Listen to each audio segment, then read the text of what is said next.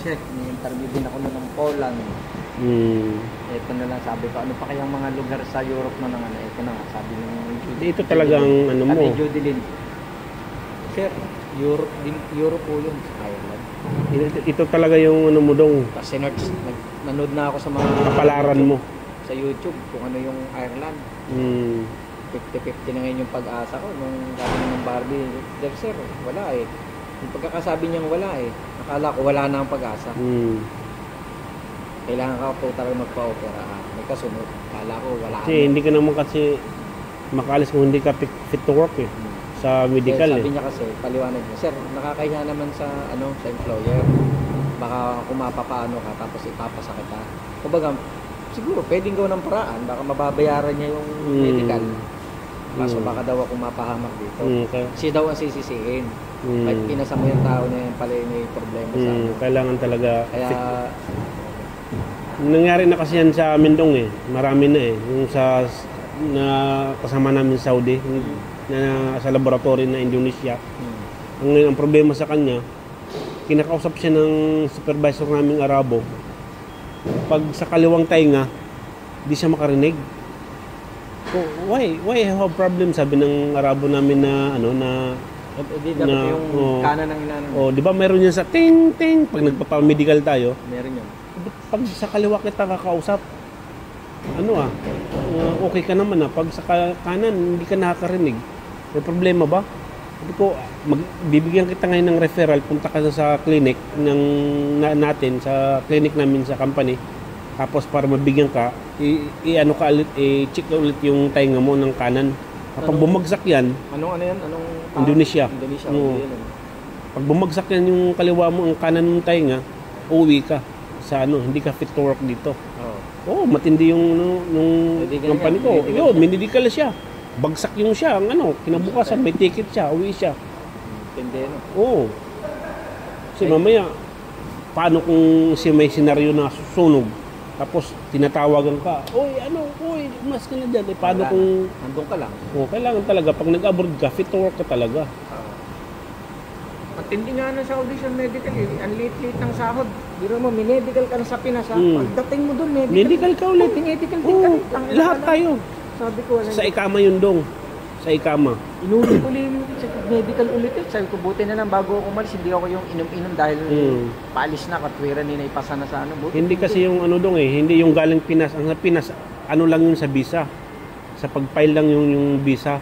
Pero yung sa ikama, sa Saudi, kasama yun sa Sabi ko tayo. Wala nang hindi dito sa Saudi. Kalit-lit ng mga pasahod yun. Lupit sa mga requirements sa food. Pero ngayon, dating walang-wala ka dati, di ba? Dating walang-wala. Wala ngayon, Don Victor na. Nakakaraos-raos na. Oo. Nakakaluwag-luwag. Hirap na tayo. Hirap yun daw, mag-uling-uling ka, no? Nung panahon na talagang walang-wala ka para makakain ng pamilya, no? Nung ako'y binata. Binata ka pa, no? Nakala ko may asawa ka na. Hindi. Binata pa lang. Mag-a-apply pa lang ng trabaho. Kumuha lang ako ng Yun yung huli kong pag-uuling, yung gagamitin ko pagkuha ng mga MBA. Yung nag-graduate ka. Naka-graduate na. Naka-graduate na talaga. Kani-expect ngayon ng mga kapitbahay ko, di-graduate na ako ng 4 years engineering. At alam nila, makakapagtrabaho na agad. Kita nila ako, nag-uuling sa gubat eh. Tapos may nakapagsalita pa, tinandaan ko yun. Tinatak sa utak ko yun. May sabi sa akin kapitbahay ko, nag-a-abroad ang asawa nun eh. Sabi, nagsunog pa daw ako ng kilay kung bagsak ko din lang daw na may pag-uuling sa gubat. Nag-judge agad sila sa sarili mo, no? Tinandaan ko yun. Sige. Ngayon, nalaman nila nandito ka na. Yung kapatid nun na nagsabi sa akin, tinanong ako saan daw ko ga-apply kasi naano ko yung pinost ko yung yung nakapasa na ako sa BFS yung okay na yung dokumento. Yun ang doon ako nakaluwag ng hininga nung ang dokumento ko sa BFS dumating na at ayos na. Makita ko yung may tatak-tak. Yung sa visa? Nano ko na sa My Day, di ba? Yung visa. Ako na sa BFS. Sabi sa akin nung kapitbahay nung sa akin nag-judge. Saan ang punta mo, Victor? Sa Europe po. Anong bansa? Sekreto po muna ngayon. Sige. Sabi, good luck na, good luck. Siyempre, alam na yun. Siguro naman pag Ngayon, hindi na nila ako ma-judge. Pero yung palipad ka na sa Europe, sarap.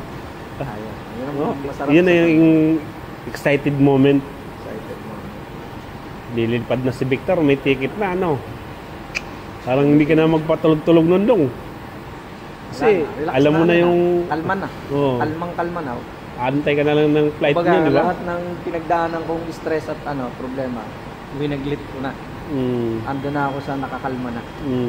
Kasi kayo na lang naiwan nun eh. Oo, kalma na ako. Kami, nandito na kami lahat eh. Kaya kalmado na ako kasi may ticket na eh. Hinihintay ko na lang yung pecha ng alis eh. Nakapangutang na. Kami, nasumildo na kami ng isang beses ata, dalawa. Ikaw, sa Pinas ka pa Hindi, eh. nakasahod ka. November ka, di ba? November. Sasahod kayo ng... Dalawa. November ano ba? December, January. Sumahod ka ng December, no? Dadating kami January 20. Pagdating namin ng January, sasahod uli kayo. Tatlong buwan. Sumahod kayo ng Tatlong sweldo. Tapos, may nakuha kayong nun malaki. Tapos, sasahod kayo ng February. Hindi pa kami sumahod ng January. February pa kami sumahod. Kinain pa namin yung 10 araw sa January. Magdadalawang taon ka naman sa di ba? January. Takin mo yung nakadalawang sasakyan ka na, no? Kayo, magdadalawang taon din naman kayo. Pirado. Isang Tamaraw at saka isang yung Isuzu na, no? Travis. Ha?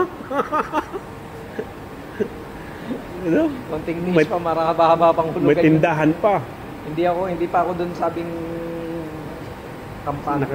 Naka-ano ka na ng tindahan, tapos nakabili ka na ng lupa, hulugan, di ba? Sarap.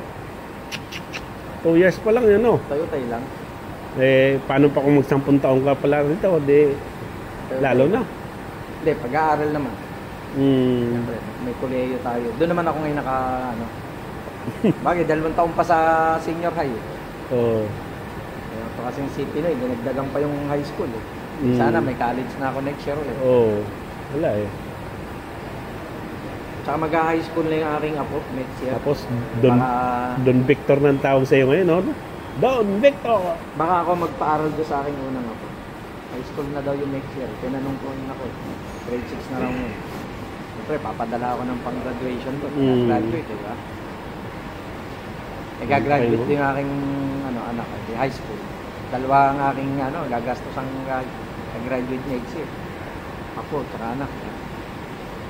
2 years lang, isang Tamaraw, Tamaraw FX, isang Travis, isang tindahan, isang lupain. Sunod, babuyan na naman yan dong, yung pangarap mong poultry. Hindi pa yun? Hindi pa mangyayari yun, maghanap ka pa ng Pagka ko yung parang matanda pigiri. Ano ko yun, yung pang ko na lang yung pagka ko 10 years. 10 years ka ulit. Ngayon, simula nga 10 years dong, ilang taon ko na nga, 60 plus 10, 47 plus 10. Bata pa? Yung parang pag gusto kong magstay na sa Pinas, yun yung pangarap ko, lang 10 years ka pa mag-abroad. Poultry maliit lang yung mga itlog-itlog, hindi yung 45 days. Yun nga.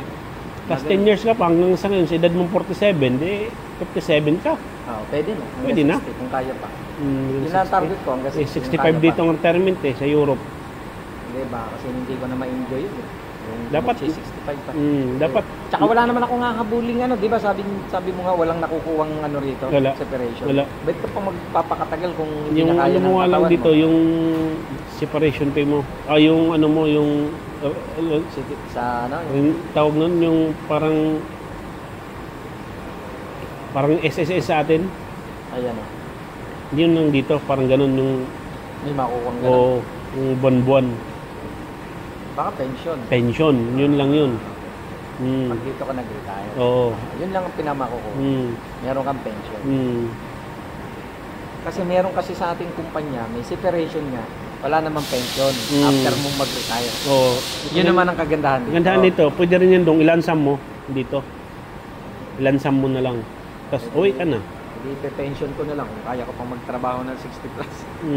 Pag-uwi na dual citizen, mas stay ako ng matagal sa Pinas. Tanggap-tanggap ka na lang. Ha? Tanggap-tanggap. Kagandahan kasi meron kang maliit na farm ng manok na ko lang ng itlog. Mabenta man o hindi, okay lang kasi may naasahan kang pension. Kahit ba 50,000 buwan-buwan, eh, masama pa ba yun? Oo. Eh, may SS pa ako, konti. Doble-doble na. Maliit lang yung SS. Mataas na 10,000 dun. Kasi yung gusto ng SS, tuloy pa daw, kahit matanda ka na eh. Pampalaki daw ng pension. Di siguro. Para lumaki pa yung kikitain ng gobyerno sa'yo. Pero yung lalaki yung pension mo, di yun. Kalokohan yun. Pambuladas lang ng SS yun. Nung dumating ka sa Dublin, welcome to Dublin, Ireland. Yeah. Tuwan-tuwa na si Dodong. No, Dodong. Siyempre. Ang Ano apply na ko eh. ano may mga apply ako rito, tsaka sa Saudi. Kaya naano ako sa page mo, kahit Saudi na lang ulit. Pero ang ano ko doon na apply, kahit man lang 30 o 35,000 sa isang buwan. Huwag naman 24. Salamat ka rin pala sa Pilipino, machinist worldwide dong, no? Kasi, Siguro, sa'yo nga yung page niya. akin yun. Hindi ko na namin. ano nga doon, lahat, bukod na lang si L4, si Bien, at saka si Lima, yung sa lahat, sa page ko na, sa Machine Shop Pinoy Worldwide. Kasi pag nakita kong may mga, di ba, may mga kaganon ka, tapos may mga page na gano'n, di ba? Pag gusto mo ano, ano ka lang doon, ma-i-invite, tapos i-accept mo. Oh, yun lang, di ba? Para makapag-view ka na sa mga nagpo-post. Yun. Kaya siguro sa'yo, dumaan. Naklik ko yun. Tapos nag-comment ka. Marami akong hindi lang sa'yo, iba-iba. Nag-comment ka, tapos nabasa ni, Jodelin kasi member sa akin yun sila Barbie. Tapos nagtaka ako, sabi ko, ma'am, paano niyo po yung yung FB ko? Tinanong ko. Kasi, siyempre, una pa lang, tataka ka na eh, baka hindi legit. Kasi sir, nakita ko po yung, pag nagko-comment ka po sa Machinist Group. Try mo lang, sir. Kung meron ka nito, sakto, lagi kong dala yung dahil lagi nga ako nag-apply eh. Andun lagi sa aking, locker, sa damitan. Labas ko kaagad. O sige ma'am, isa-send ko sa inyo, isa-isa. Tapos sir, pakisend po ulit at sa naman ipo-forward sa ipo-forward daw po ng yung unang forward ko kay Ma'am Barbie pa pala pupunta. Pinasesen niya ulit para ipo-forward naman kay employer. Sir, pakigandahan po ng copy. Paki-scan ng ayos. Punta ako sa labas. Yun. Tapos sir, ayos. Mala-line up ko po sa interview. Tawan-tuwa na ako nun. Interview na naman. Ay, Diyos ko po, saan na naman kaya ako magpapa-interview? Puro na lang interview, no? Interview na naman. Nagagaling ko lang sa interview ng Malaysia. Malaysia nga ipapatulang ko na. Oo, makalis lang. Kinokontak na ako ng Malaysia. Sabi sa akin ni Sir, labang ka ba sa ganito? Di pinunta ko 30,000 lang yan. Sir, makaka-40 ka rin naman. Basta depende sa sipag mo sa tawag mo, sa overtime. Pero mabuti, inano mo yun. Hindi mo tinanggap. Pero kumontak uli yun. Sir, interesado ka ba? Sige ma'am, maanin ko muna. Tapos yun, buti na lang, umano yung si Ma'am Judy. Pero ngayon, sa awa ng Diyos, 280,000 ka sa buwan. Yung 40,000 pala eh. Payat na payat pala yun. Tumataginting na 280,000. Eh, sa pagka-desperado ko kung nakuha, inano ko yung Malaysia, nagtitiis na ako ron. Malaki na sa akin ang 40 nun eh. Lalo na ngayon, 280. Sobrang laki. Di ba? Sobrang laki. Naiilaw na naman, Naiilaw na. Siguro. Ito ang aking interview na nagdaan sa hirap bago nakapunta ng Ireland. Di ba, pinakita ko naman sa'yo kanina, walang video. Kaya kayo na. Kwentuhan lang tayo. Join na kayo dito. Mas maganda kasi mag-interview, naka-korbata ka para interviewin kita sunod. Mahirap yun. Ako naman bibili kasi interviewin kita, di ba? Lang kita. Ng long sleeve sa Don's. Don's store. Pwede ko lang yung aking sa Carbolite. Pabalik ko yan. Yun lang. Save na lang.